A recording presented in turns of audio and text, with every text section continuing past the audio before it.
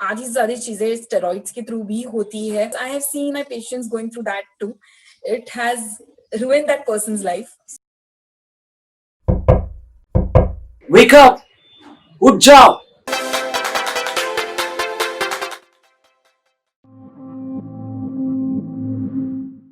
तो हमें पोस्चर पे ध्यान देना ही क्यों चाहिए ड्यूरिंग वर्किंग आउट? ये इम्पोर्टेंट है ही क्यों? अगर नहीं दे तो क्या होगा? क्योंकि your early 20s and late 20s are the ones where you are most excited to work out, to have that physique. It is the most attractive thing वो time पे, definitely. So उस time पे whenever you go for gym or you get into train your body, so वो that is when is the time where you can suffer from a lot of injuries. बहुत ज़्यादा common है when you have that, you do weightlifting or you do your cardios and all. तो उस time पे एक trainer का होना या for you to need to know कि कैसा आपको आपका पोस्चर रखना चाहिए बहुत जरूरी है. वरना कुछ आपका जैसे कुछ भी आपने वेट, जैसे मैंने एग्जांपल दिया था वेट लिफ्टिंग का, तो उस टाइम पे अगर आपका पोस्चर सही नहीं रहा और ऑलरेडी आपका पोस्चर हैम्पर्ड है, तो that will definitely affect you in a long term way. तभी हमें लगता है आइसिंग एंड कंप्रेशन से रिजॉल्व हो जाएगा, और वो मे बी टेम्परेरी रिजॉल्व हो भी जाता है, but it definitely affects you in a long term. But because that pain sometimes it keeps being there, because वो बहुत ज़्यादा effect दे देता है. जैसे there is a example which I can give is, आप stair climbing up and down का अगर exercise करोगे and you miss a step and all, वो उस time पे बहुत छोटी सी चीज़ लगती है, but if उसी के साथ आपको कैल्शियम, विटामिन डी डेफिशिएंसीज और अदर विटामिन डेफिशिएंसीज रहे, तो definitely it will affect you in long way, because वो पेन तब आइसिंग एंड ऑल से रिजॉल्व हो जाएगा, बट कंप्लीट रिजॉल्व नहीं हो पाता अगर आप प्रॉपर मेडिकल अटेंशन नहीं दोगे उसको.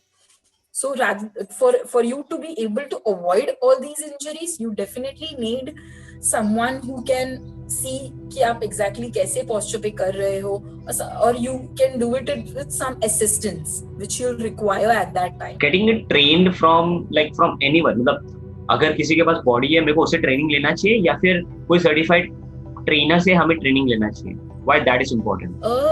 Definitely एक लेमैन और एक सर्टिफाइड प्रैक्टिशनर में बहुत डिफरेंस होता है. जस्ट बिकॉज कोई बहुत सालों से कर रहा है डजंट मीन कि उसे सब कुछ पता होता है. बहुत सारी चीजें है जो जैसे ही पर्सन ट्रेन होता है उनको एक पर्टिकुलर फॉर्मेट में सिखाया जाता है, एक पर्टिकुलर फॉर्मेट में वो प्रैक्टिस करते हैं, तो उनसे सीखना is much safer, much better for people. And जैसे जैसे अवेयरनेस होते जा रहा है towards training and all, so I feel personally it is very good if you have someone who is trained in a particular area for you to try them rather than trying it with someone, just your friend or someone who has been practicing for a lot of years.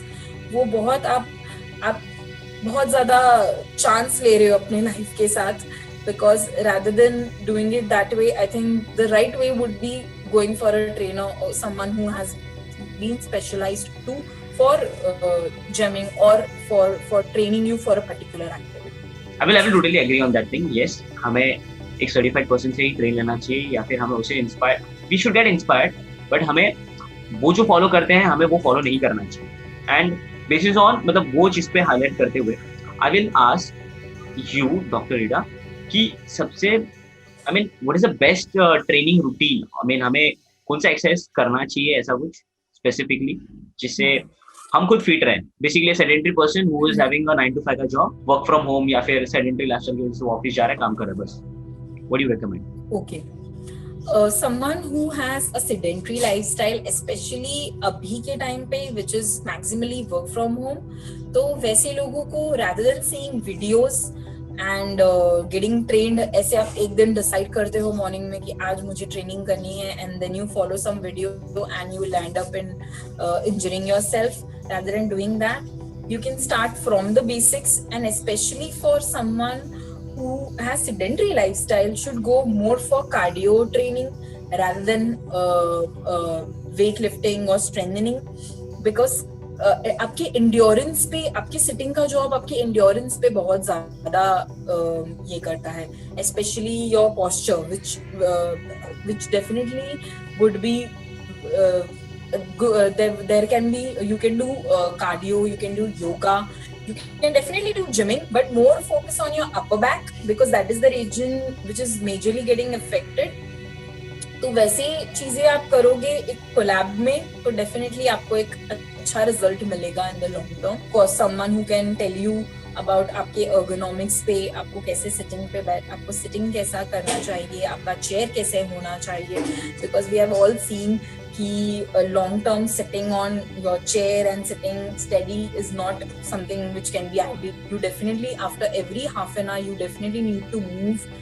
ये सब चीजें हैं जो मैं definitely अपने patients को बोलती हूँ कि उनको करना चाहिए, बिकॉज आफ्टर एक पॉइंट के बाद, जैसे अगर आपने मेडिसिन ले लिया, आपने आपकी थेरेपी ले ली, फिजियोथेरेपी, तो डेफिनेटली आपको घर पे भी या खुद से भी जो चीजें करनी है वो एक पर्टिकुलर फॉर्मेट वो समझना कि क्या करना है वो भी इम्पोर्टेंट है। हाँ, लेकिन पर मेरा तो बॉडी नहीं बनेगा, मेरे को ट्राइसेप दिखाना है, बाइसेप दिखाना है, वो तो इम्पोर्टेंट है ना। तो ऑफ कोर्स वो पार्ट तो आपके अपर thoracic वाले रीजन में आता है ना। डेफिनेटली सेड कि your upper region is something you can train very well because that will definitely effect, क्योंकि आपके आर्म्स एंड ऑल वो कंटिन्यूस ये रहेंगे, तो जितना अच्छा आपका मसल ग्रोथ रहेगा, which is definitely before 30 it is much easier to achieve and much better to get into that because it will affect your bones. आपका bone girth भी increase होता है. You can definitely go for your calcium level and vitamin D because after 30 आप कितना भी supplements ले लो, your degeneration has already started.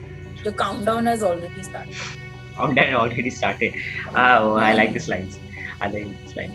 हाँ, so but point इसकी आपने बताया कि एरोबिक्स पे ज्यादा ध्यान दें, बट अगर मैं एरोबिक्स करूंगा अरे तो मेरा बॉडी नहीं बनेगा। सलमान खान के पास है ना, तो बाइसेप चाहिए मेरे को। How will you handle this kind of aerobics? Definitely अगर वो पेशेंट, ऑफ कोर्स वो पेशेंट के चॉइसेस पे रहता है। The maximum patients which I see are usually females who get affected, even there are males, पर मेल्स में majorly low back ज्यादा इफेक्ट होता है because upper limb usually males are much stronger in their upper limb activity and they don't do household activities or chores because that are the ones which majorly put a lot of pressure on your upper limb, put a lot of pressure on your cervical, which is the activity majorly in Indian houses has been done by a woman. तो women's के लिए definitely cardio and वो ज्यादा better, yoga ज्यादा better work करता है।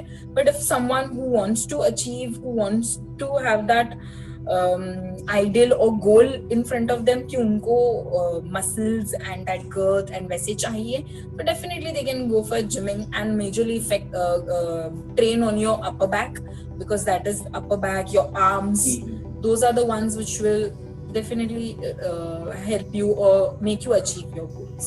Okay, but not being injured in that time is the most essential. मुझे आगे की तरह बॉडी बनाना है, but is it worth it? क्या मुझे वो बॉडी बना के क्या मुझे बेनिफिट होने वाला है मेरे लाइफ में? ऐसा कुछ I want to highlight. Definitely वो आपकी, हाँ definitely आपकी चॉइस और आपका पर्सोना है अपनी तरफ कि आप अपने बारे में क्या सोचते हो, आपको अपने आप को कहाँ देखना है।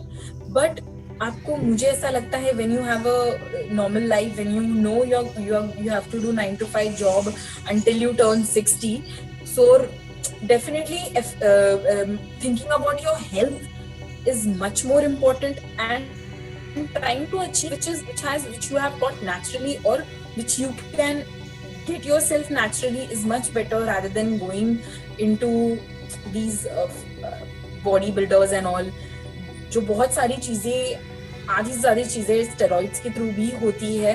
मैं ऐसे नहीं बोल रही कि सबका होता है, बट काफी हद तक होता है।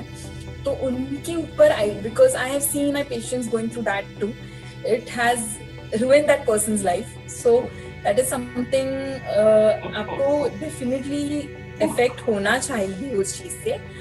बट एक अचीवेबल गोल रखेंगे तो आई थिंक आपके लिए भी बहुत अच्छा होगा, आपके मेंटल हेल्थ के लिए भी बहुत अच्छा होगा, and something which you can get naturally through training, not through any other means.